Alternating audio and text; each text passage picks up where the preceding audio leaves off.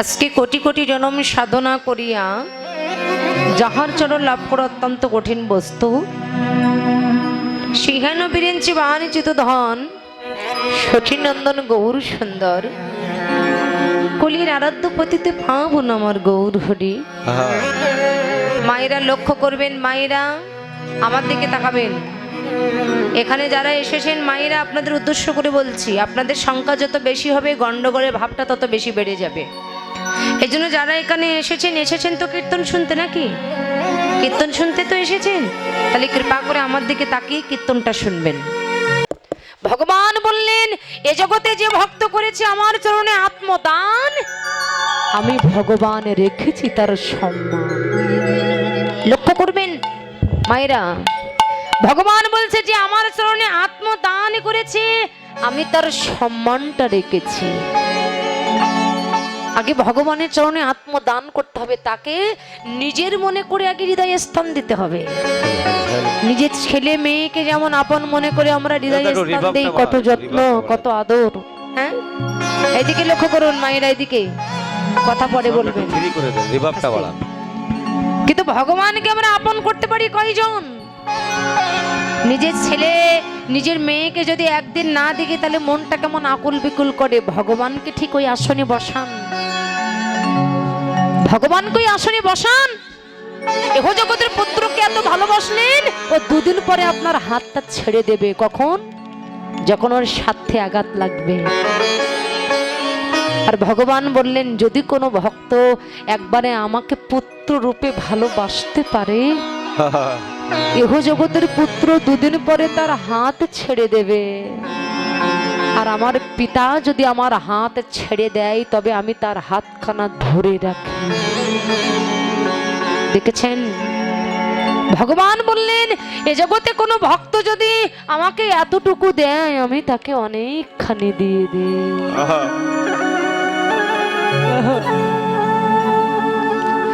কোন ভক্ত যদি আমার জন্য এক ফোঁটা চোখের জল ফেলাই, আমি তার জন্য সারাটা জীবন ধরে আমার চোখের জল ফেলাই। কোন ভক্ত আমার জন্য এক বিন্দু কাঁদলে, আমি তার জন্য সারা জীবন ধরে কাঁদি। কোন ভক্ত আমার দিকে এক পদ বাহির করলে, আমি তার জন্য দুটি পদ বাহির করে দিই। কিন্তু আমরা এমনই অজ্ঞানী, এমনই মূর্খ, এমনই মূর্খ ব্যক্তি আমরা, এমনই মূর্খ জীব আমরা, যে আমরা এত শুনি এত জানি। এই যে আমরা এখানে শুনছি, এখানে আমাদের চেতনা শক্তি জাগ্রত হচ্ছে। হ্যাঁ, আমি কি করলাম, ভাবে কিসের জন্য আসলাম, এসে কি করছি। এই কীর্তনের আসর ছেড়ে যখন রাস্তায় চলে যাব, আমরা সবকিছু গুলিয়ে একেবারে খেয়ে ফেলবো জলের মতো। আর আমাদের কোনো কিছু মনে থাকবে না বাবা, কিছুই মনে থাকবে না। এই জন্য ভগবান বলছে, নিজের চেতনা শক্তিকে একদম জাগ্রত করো। তুমি কে? আমার কথাগুলো মন দিয়ে শুনবেন। এই কীর্তন মানে কিন্তু শুধু কীর্তন শুনতে আসলাম, প্রসাদ পেয়ে চলে গেলাম, এর জন্য কীর্তন নয়। প্রসাদ যেমন একটা সেবা, কীর্তনও হচ্ছে একটা সেবা। এটা সেবা করুন, ওটাও সেবা করবেন। এটা আগে সেবা করে নিন, মন দিয়ে শুনুন। আগে আপনি কে, নিজেকে নিজে জানুন, কে আমি। মায়ের এইদিকে দেখান, আমার দিকে। এগুলো কিন্তু বাড়িতে গেলে আর পাবেন না, তাই লক্ষ্য করুন, মন দিয়ে শুনুন। আগে নিজেকে নিজে জানুন, নিজের কাছে প্রশ্ন করুন, কে আমি, কি আমার কর্ম, কি আমার পরিচয়। আপনি যেদিন নিজেকে নিজে জানতে পারবেন না, সেদিন প্রত্যেকটা জীবকে আপনি ঈশ্বর জ্ঞানে দর্শন করবেন। নিজেকে যেদিন নিজে জানতে পারবেন, সেদিন প্রত্যেকটা জীবকে আপনি ঈশ্বর জ্ঞানে দর্শন করবেন। ভেবে করে দেখুন না, অবশ্যই পারবেন। আপনি গুরু চরণ আশ্রয় করুন, সেই ভজন পথে যান। গুরুদেবের চরণ আশ্রয় করলেন, প্রত্যেকদিন ত্রিসন্ধ্যা গায়ত্রী জপ করুন। গুরু মন্ত্র না নিলে সে নরকগামী হয়, তাই কানে একটু মন্ত্র নিয়েছেন, জীবনে কোনোদিন গুরুদেবের খোঁজ নিলেন না, আর কোনোদিন সেই মন্ত্র আপনি জপ করলেন না, তাহলে মন্ত্রের দাহিকাটা শক্তি ফুলবে কেমন করে? হ্যাঁ, আপনার ভিতরটা পরিবর্তন হবে কি করে? আপনার চৈতন্য শক্তি জাগ্রত হবে কি করে? গুরুদেবের কাছ থেকে কানে একটু মন্ত্র নিলাম, এক বছরের মধ্যে আমি আমার গুরুদেবের খোঁজ করলাম না, আর ত্রিসন্ধ্যা গায়ত্রী আমি জপ করলাম না, তাহলে আমার মতো জীবের কল্যাণ হবে কি করে? কি করে আমার কল্যাণ হবে? আপনি গুরু মন্ত্র জপ করুন, ত্রিসন্ধ্যা গায়ত্রী জপ করুন, গুরু খোঁজ নিন, গুরুর চরণ আশ্রয় করুন, নাম জপ করুন, তবেই তো আপনার জীবনে পরিবর্তন আসবে, নাকি? নইলে আপনার জীবনে পরিবর্তনটা আসবে কি করে? এই জন্য ভগবান বলছে তুমি ওগুলো করো। আর ওগুলো করতে করতে যেদিন তুমি নিজেকে নিজে জানতে পারবে, সেই দিন দেখবে তুমি নিজের ভিতরেই হারিয়ে যাবে। এই সংসার, এই পুত্র পরিজন, এই গাড়ি বাড়ি, এই টাকা পয়সা তোমার আর কোনো কিছু ভালো লাগবে না। তখন তোমার মনে হবে এগুলো কি, এগুলো ছেড়ে তোমার মনে হবে কবে এই বিষয় বাসনা ছেড়ে কৃষ্ণ কৃষ্ণ বলে আমার নয়ন কাঁদবে। হরিবল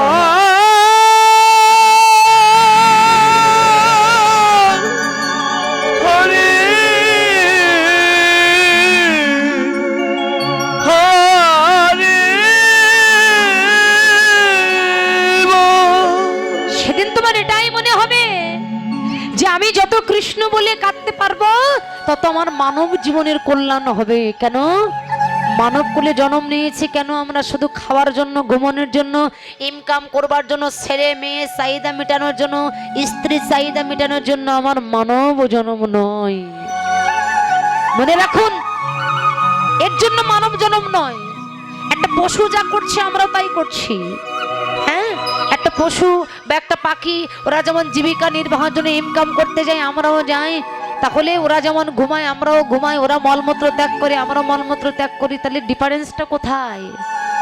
বলে ডিফারেন্স এক জায়গায় আছে। কোথায় জানো? আমরা বদন ভরে কৃষ্ণ কথা বলতে পারবো, কিন্তু ওরা চাইলেও মধুমাখা কৃষ্ণ কথা বলতে পারবে না। এখানেই পার্থক্য। এই জন্য ভগবান আমাদের মতো জগৎজীবকে জানিয়ে দিলেন, তুমি যে মানব কুলে জন্ম নিয়েছো না, এই মানব কুলে জন্ম পেয়েছো একমাত্র কৃষ্ণ বলে কাদার জন্য। এই যে মনুষ্য জন্ম পেয়েছো কেন? শুধু ডিজাইন দেওয়ার জন্য নয় গো মা। এই মানব জন্মটা, এই যে ভগবান নয়ন দিয়েছে, কর্ণ দিয়েছে, হাত দিয়েছে, চরণ দিয়েছে, একটা একটা কর্ম আছে। আরে নয়নের কর্তব্য হচ্ছে বদনে কৃষ্ণ বলবে আর নয়ন জলে কৃষ্ণ বলে কাঁদবে। শাস্ত্রে বললেন, হরি নামে কৃষ্ণ নামে যদি না হয় তোমার অশ্রুপাত, জানিবে তোমার দেহে আছে কোটি কোটি জন্মের অপরাধ। হরি নাম শ্রবণ করে, কৃষ্ণ নাম শ্রবণ করে যদি তোমার প্রেম না হয়, নয়ন অশ্রু যদি না আসে, তবে তুমি জানবে তোমার ভিতরে অপরাধ আছে। আর এই অপরাধটা দূর করতে গেলে তোমার ভিতরে কৃষ্ণ বলে যদি তুমি কাঁদাতে চাও, তাহলে কি করতে হবে? বলছে কৃষ্ণ বলে কাঁদাতে গেলে তোমার একটা কাজ করতে হবে। কোথায়? সাধুগুরু বৈষ্ণবের বাজারে যেয়ে দেখবে যে কৃষ্ণ বলে কাঁদে, যে এই নাম শুনে বসে বসে নয়ন জলে কাঁদছে, তুমি একবার তার কাছে যাবে। তার কাছে যেয়ে সেই পরম বৈষ্ণবের চরণ দুটি হৃদয়ে জড়িয়ে ধরে একবার তার চরণ ধুলি যদি তুমি তোমার অঙ্গে মাখতে পারো, তোমার ভিতরে হা কৃষ্ণ প্রাণ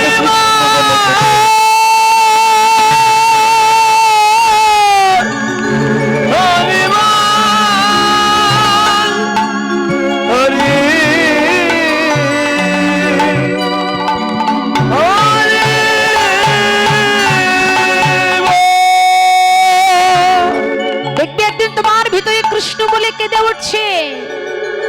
তাই ভগবান বললেন, এই জগতে যে করেছে আমার চরণে আত্মদান, আত্মদানটাই তো আমরা ভুলে যাই বাবা। আপনারা জানেন সবাই, যেদিন রাজসভায় দ্রৌপদীর বস্ত্র হরণ করতে গিয়েছিলেন, দুর্যোধন দুঃশাসন যখন বস্ত্র হরণ করতে গিয়েছিলেন, যেই না কাঁধ থেকে বস্ত্র টান দিয়েছে, যেই না বস্ত্রটা ধরতে গেছে, দ্রৌপদী মনে মনে চিন্তা করলেন আমার পঞ্চপাণ্ডব পঞ্চস্বামী এরাই আমাকে রক্ষা করবে। তাই পঞ্চপাণ্ডবের দিকে তাকাচ্ছে, মনে করলেন যুধিষ্ঠির আমাকে রক্ষা করবে, যুধিষ্ঠির যদি রক্ষা না করে ভীম আমাকে রক্ষা করবে। দেখুন এই যে এক একজনের এক এক প্রতি বিশ্বাস, যেটা আমরা করি, যে আমার ছেলে আমাকে দেখবে, আমি যখন বুড়ো হয়ে যাব আমার ছেলে আমাকে দেখবে, ছেলে যদি না দেখে আমার মেয়ে আমাকে দেখবে, এই যে বিশ্বাস। কিন্তু যাকে বিশ্বাস করবার কথা আমরা তাকেই বিশ্বাস করি না। এটাই হচ্ছে সবচেয়ে আমাদের মানব জীবনের বড় একটা ভুল, বড় ভুল সিদ্ধান্ত এখানে। যাকে বিশ্বাস করবার কথা আমরা তাকে ভুলে যাই, যেটা দ্রৌপদী করেছিলেন ক্ষণকালের জন্য। মনে মনে চিন্তা করলেন আমার স্বামী দুর্যোধন যদি যুধিষ্ঠির আমাকে রক্ষা করতে না পারে তাহলে ভীম আমাকে রক্ষা করবে, আর ভীম যদি রক্ষা করতে না পারে অর্জুন রক্ষা করবে, আর অর্জুন যদি রক্ষা করতে না পারে নকুল সহদেব রক্ষা করবে। এদের দিকে তাকাচ্ছে, যেই না কাঁধ থেকে বস্ত্র টান দিয়েছে ওরা সবাই মুখ নিচু করে বসে আছে। মনে মনে চিন্তা করলেন আরে এরা যদি না পারে আমার ছেলে আমাকে রক্ষা করবে। ছেলের দিকে তাকিয়ে দেখলেন ছেলে মাথাটা নিচু করে দাঁড়িয়ে আছে, বলছে না না এরা যদি না পারে তাহলে যে ধৃতরাষ্ট্র সে আমাকে রক্ষা করবে, সেও মাথা নিচু করে বসে আছে। গুরুদেব দ্রোণাচার্য সে রক্ষা করবে, দাদু ভীষ্মদেব সে আমাকে রক্ষা করবে। তাই সবার দিকে তাকাচ্ছে কিন্তু সবাই মাথা নিচু করে বসে আছে, কেউ দাঁড়িয়ে আছে, কেউ দ্রৌপদীর দিকে তাকালেন না। আর সেই সময় ভগবান শ্রীকৃষ্ণ রুক্মিণীকে সাথে করে নিয়ে পাশা খেলছিলেন। আর ওই দৃশ্যটা দেখে হঠাৎ করে পাশা খেলতে খেলতে হঠাৎ করে ভগবান হাসতে হাসতে চিৎকার করে উঠলেন, নয় নয় নয় বলে চিৎকার করেছে। রুক্মিণী মনে মনে চিন্তা করছে পাশা খেলতে গিয়ে পাশা খেলায় মনে হয় রক্ত নয় পড়েছে, তাই মনে হয় প্রভু নয় বলে চিৎকার করছেন। আরে টোনটা বাড়াও না ভাই, এটা চাপিয়ে দিও না, একটু বাড়াও। তাই মনে হয় প্রভু আমার নয় বলে চিৎকার করছেন। দেখবেন বাবা নয়ের ঘরের নামটা যারা আপনারা পড়েছেন লাস্টে যোগ করে দেখবেন একটার সাথে একটা যোগ করলে কিন্তু শুধু নয় হয়। নয় একে নয়, নয় দুগুণ 18, তাহলে 1 আর 8 9, 3 নং 27, তাহলে 2 আর 7 9, 7 নং 36, 3 আর 6 9, 5 নং 45, 4 আর 5 9। নয়ের ঘরের নামটা পড়লে যোগ করলে যেমন শুধু 9 9 9 হয়। এই সংসারে আমি ছাড়া তোমার কিছু নয়, কিছু নয়, কিছু নয়, কিছু নয়। যেই না কাঁধ থেকে বস্ত্রটা টান দিচ্ছে রুক্মিণী ডেকে বলছে, দয়াময় শুনেছি তুমি নাকি ভক্তের ভগবান, আজকে তোমার ভক্ত বিপদে পড়েছে, তুমি তাকে কেন রক্ষা করছো না? ভগবান রুক্মিণীকে ডেকে বলছে, ওই এক একজনের এক একটা ভরসা করছে, কিন্তু আমি ছাড়া যে ওর আর কেউ নেই এটা তো ভুলে গেছে আমার সখী। হ্যাঁ তা ভুলে গেছে। আর যেই না কেউ রক্ষা করছে না, চারিদিকে যখন তাকাচ্ছে কেউ রক্ষা করছে না, সবার দিকে তাকাচ্ছে, সবাই মাথা নিচু করে বসে আছে। যেই না বস্ত্র টান দিতে যাবে ঠিক সেই সময় দ্রৌপদী নয়নের জলে ভেসে মুখ বুক প্লাবিত করে মনে মনে চিন্তা করলেন, এ আমি কি করলাম? যাকে আপন করবার কথা আমি তাকে ভুলে গেলাম, আর যাদেরকে আপন করবার কথা নয় আমি তাদেরকে আপন করলাম। যাকে বিশ্বাস করবার কথা আমি তাকে বিশ্বাস করলাম না, কিন্তু যাদেরকে বিশ্বাস করবার কথা নয় আমি তাদেরকে বিশ্বাস করলাম। এ আমি কি করলাম? আমার যে বড় ভুল হয়ে গেল গো, আমার যে বড় ভুল হয়ে গেল। তখন দ্রৌপদী কাঁদতে কাঁদতে দেখলেন আমার মান সম্মান সবই যে চলে যাবে। একটা নারীর যদি সম্মান চলে যায় তার জীবনে আর কোনো কিছু থাকে না, তার জীবনে অবশিষ্ট কিছু থাকে না। তাই দ্রৌপদী নয়নের জলে ভাসতে ভাসতে নিজেকে রক্ষা করবার জন্য অনেক চেষ্টা করছে।